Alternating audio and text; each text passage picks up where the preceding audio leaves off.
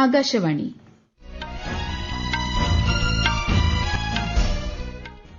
നമസ്കാരം. വാർത്തകൾ വായിക്കുന്നത് Aswathy.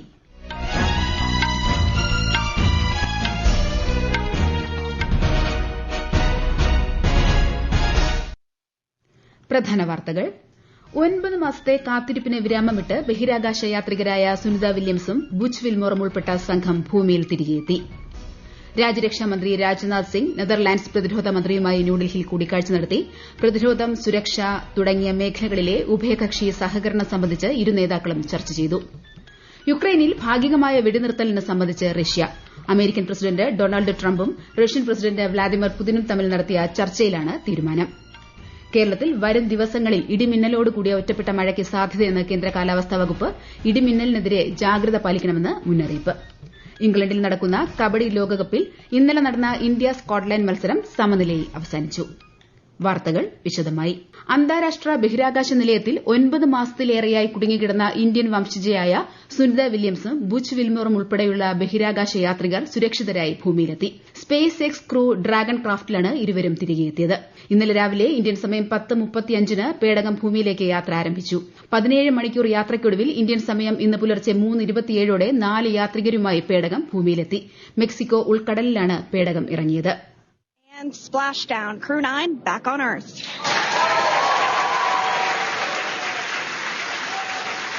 And SpaceX Freedom, splashdown. Good main release. Copy splashdown. Nick, Alex, Butch, Sunny, on behalf of SpaceX, welcome home. Sunita വില്യംസിനും Butch വിൽമോറിനും പുറമെ Nick ഗേ, Alexander Gorbunov എന്നിവരാണ് പേടകത്തിലുണ്ടായിരുന്നത്. ഇവരെ വൈദ്യപരിശോധനയ്ക്കായി കൊണ്ടുപോയി. സ്പേസ് എക്സിനും നാസയ്ക്കും സ്പേസ് എക്സ് സ്ഥാപകൻ ഇലോൺ മസ്ക് അഭിനന്ദനം അറിയിച്ചു. കഴിഞ്ഞ വർഷം ജൂണിലാണ് ബുച്ച് വിൽമോറും സുനിത വില്യംസും അന്താരാഷ്ട്ര ബഹിരാകാശ നിലയത്തിലെത്തിയത്. ഇരുവരും 286 ദിവസം ബഹിരാകാശത്ത് ചിലവഴിച്ചു. ഇന്ത്യ സന്ദർശിക്കാൻ ബഹിരാകാശ യാത്രിക സുനിത വില്യംസിനെ ക്ഷണിച്ച് പ്രധാനമന്ത്രി നരേന്ദ്രമോദി. പ്രധാനമന്ത്രി എഴുതിയ കത്ത് കേന്ദ്രമന്ത്രി ജിതേന്ദ്ര സിംഗാണ് തന്റെ സമൂഹമാധ്യമത്തിലൂടെ പങ്കുവച്ചത്. രാജ്യരക്ഷാമന്ത്രി രാജ്നാഥ് സിംഗ് നെതർലാൻഡ്സ് പ്രതിരോധ മന്ത്രി റൂബൻ ബ്രെക്കൽമാൻസുമായി ന്യൂഡൽഹിയിൽ കൂടിക്കാഴ്ച നടത്തി. പ്രതിരോധം, സുരക്ഷ, വിവര കൈമാറ്റം, ഇൻഡോ പസഫിക്, നൂതന സാങ്കേതിക വിദ്യകൾ തുടങ്ങിയ മേഖലകളിൽ ഉഭയകക്ഷി സഹകരണം വർദ്ധിപ്പിക്കുന്നതിനെക്കുറിച്ച് ഇരു നേതാക്കളും ചർച്ച ചെയ്തു. നെതർലാൻഡ്സുമായുള്ള പ്രതിരോധ പങ്കാളിത്തം കൂടുതൽ ശക്തിപ്പെടുത്താൻ ഇന്ത്യ ആഗ്രഹിക്കുന്നുവെന്ന് ശ്രീ രാജ്നാഥ് സിംഗ് സമൂഹമാധ്യമ പോസ്റ്റിൽ കുറിച്ചു. വോട്ടർ ഐഡി ആധാറുമായി ബന്ധിപ്പിക്കുന്നത് ഭരണഘടനയിലെ 326 അനുച്ഛേദം, ജനപ്രാതിനിധ്യ നിയമം, സുപ്രീംകോടതി നീതിന്യായങ്ങൾ എന്നിവയുടെ വ്യവസ്ഥകളുടെ അടിസ്ഥാനത്തിൽ നടപ്പിലാക്കുമെന്ന് കേന്ദ്ര തെരഞ്ഞെടുപ്പ് കമ്മീഷൻ. ഇതുമായി ബന്ധപ്പെട്ട് മുഖ്യ തെരഞ്ഞെടുപ്പ് കമ്മീഷണർ ഗ്യാനേഷ് കുമാറിന്റെ നേതൃത്വത്തിൽ ന്യൂഡൽഹിയിൽ നടന്ന യോഗത്തിലാണ് തീരുമാനം. തെരഞ്ഞെടുപ്പ് പ്രക്രിയയുമായി ബന്ധപ്പെട്ടുള്ള വെല്ലുവിളികൾ നേരിടാൻ നിരവധി നടപടികൾ കൈക്കൊണ്ടുവരുന്നതായി തെരഞ്ഞെടുപ്പ് കമ്മീഷൻ അറിയിച്ചു. റഷ്യ യുക്രൈൻ സംഘർഷത്തിൽ ആണവായുധങ്ങൾ ഉപയോഗിക്കുന്നതിൽ നിന്ന് റഷ്യയെ പിന്തിരിപ്പിക്കാൻ പ്രസിഡന്റ് വ്ളാഡിമിർ പുതിനെ പ്രേരിപ്പിക്കുന്നതിൽ പ്രധാനമന്ത്രി നരേന്ദ്രമോദിയുടെ ശ്രമങ്ങൾ വളരെ നിർണായകമായെന്ന് പോളണ്ട് ഡെപ്യൂട്ടി വിദേശകാര്യമന്ത്രി പറഞ്ഞു. ആഗോള സമാധാന ശ്രമങ്ങളിൽ ഒരു പ്രധാന മധ്യസ്ഥനെന്ന നിലയിൽ ഇന്ത്യയുടെ പങ്ക് എടുത്തുകാണിച്ച അദ്ദേഹം പ്രധാനമന്ത്രി മോദിയുടെ ശ്രമങ്ങളെ അംഗീകരിക്കുന്നതായി മാധ്യമങ്ങളോട് പറഞ്ഞു.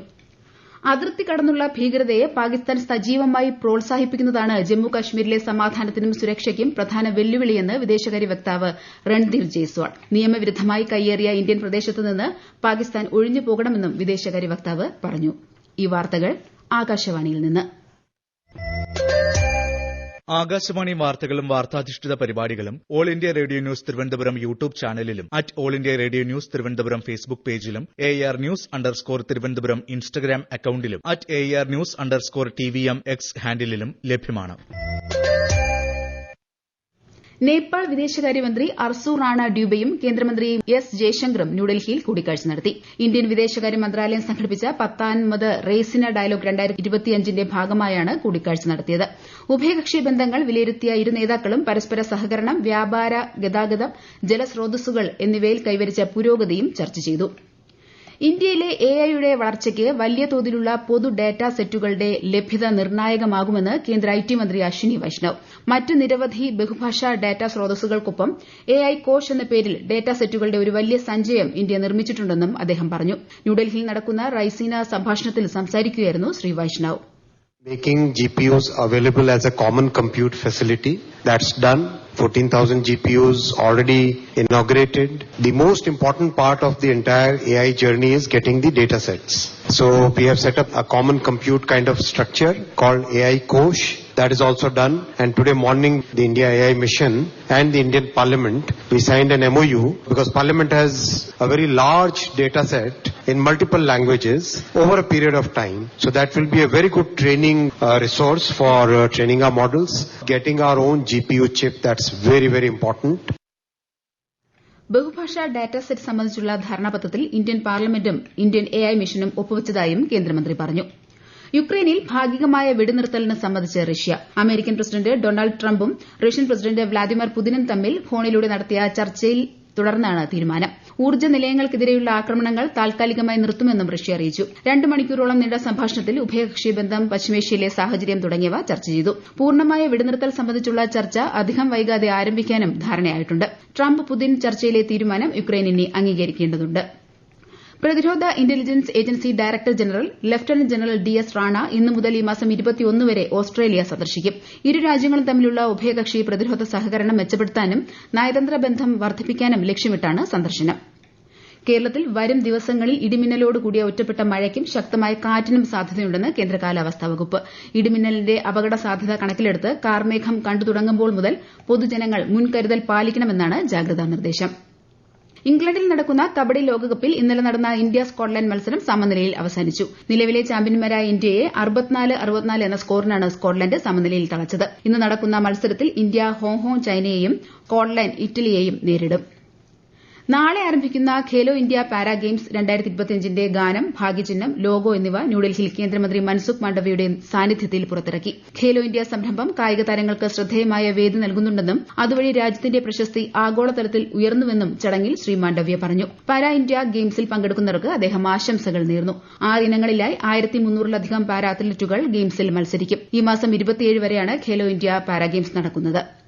മലബാറിന്റെ ശ്രവ്യ സംസ്കാരത്തിന് അടിത്തറയിട്ട ആകാശവാണി കോഴിക്കോട് നിലയത്തിന്റെ 75ാം വാർഷികാഘോഷ പരിപാടികൾക്ക് തുടക്കമായി. ഇന്ന് രാവിലെ ഒരു ദേശത്തിന്റെ കഥ ചരിത്ര സെമിനാറിൽ ഡോക്ടർ MR രാഘവ വാര്യർ ആമുഖ ഭാഷണം നടത്തും. കോഴിക്കോടിന്റെ ചരിത്രം വിർച്വൽ റിയാലിറ്റിയിലൂടെ അനുഭവിച്ചറിയാനും അവസരമുണ്ട്. നികുതിദായകരുടെ സൌകര്യാർത്ഥം രാജ്യത്തെ ബാങ്കുകൾ പൊതു അവധി ദിനമായ മാർച്ച് 31-ന് തുറന്ന് പ്രവർത്തിക്കുമെന്ന് റിസർവ് ബാങ്ക്. കൌണ്ടറുകളിലൂടെയുള്ള പണമിടപാടുകൾ നിലവിലെ സമയപരിധിയിൽ തന്നെ നടക്കും. Kochi metro electric bus circular service high court റൂട്ടിൽ ഇന്നു മുതൽ ആരംഭിക്കും. രാവിലെ 7:45 മുതൽ രാത്രി 8 മണിവരെ 10 മിനിറ്റ് ഇടവേളകളിൽ ബസ് സർവീസ് നടത്തും. മുണ്ടക്കൈ ചൂരൽമല പുനരധിവാസത്തിന് 51 ഗുണഭോക്താക്കൾ കൂടി സമ്മതപത്രം നൽകി. മേപ്പാടി ഗ്രാമപഞ്ചായത്തിലെ 10, 11, 12 വാർഡുകളിലെ ഗുണഭോക്താക്കളാണ് സമ്മതപത്രം നൽകിയത്. മധ്യപ്രദേശിൽ ബോട്ട് അപകടം. ശിവപുരി ജില്ലയിലെ മാതാതില അണക്കെട്ടിൽ ഇന്നലെ വൈകുന്നേരമായിരുന്നു സംഭവം. ബോട്ടിലുണ്ടായിരുന്ന 15 പേരിൽ 8 പേരെ രക്ഷപ്പെടുത്തി. 7 പേർക്കായി തിരച്ചിൽ തുടരുന്നു. ദ്വീപിലെ ക്ഷേത്രം സന്ദർശിക്കാൻ പോയ ഭക്തരാണ് അപകടത്തിൽപ്പെട്ടത്. അപകടത്തിൽ മുഖ്യമന്ത്രി മോഹൻ യാദവ് ദുഃഖം രേഖപ്പെടുത്തി. നാഗ്പൂർ അക്രമ സംഭവങ്ങളിൽ ഉൾപ്പെട്ടവർക്കെതിരെ മഹാരാഷ്ട്ര സർക്കാർ നടപടി സ്വീകരിക്കുമെന്ന് കേന്ദ്രമന്ത്രി പ്രഹ്ലാദ് ജോഷി പാർലമെന്റിന് പുറത്ത് മാധ്യമപ്രവർത്തകരോട് സംസാരിക്കുകയായിരുന്നു അദ്ദേഹം. വിഷയം സംസ്ഥാന സർക്കാർ മികച്ച രീതിയിലാണ് കൈകാര്യം ചെയ്യുന്നതെന്നും കേന്ദ്രമന്ത്രി പറഞ്ഞു. അതിർത്തി കടന്നുള്ള ഇടപാടുകളിൽ പ്രാദേശിക കറൻസികൾ ഉപയോഗിക്കുന്നത് സംബന്ധിച്ച് റിസർവ് ബാങ്ക് ഓഫ് ഇന്ത്യയും ബാങ്ക് ഓഫ് മൌറീഷ്യസും ധാരണാപത്രം ഒപ്പിട്ടു. ഉഭയകക്ഷി വ്യവഹാരത്തിൽ ഇന്ത്യൻ രൂപയും മൌറീഷ്യസ് രൂപയും ഉപയോഗിക്കുന്നതിന് ധാരണാപത്രം സഹായകമാകുമെന്ന് RBI വ്യക്തമാക്കി.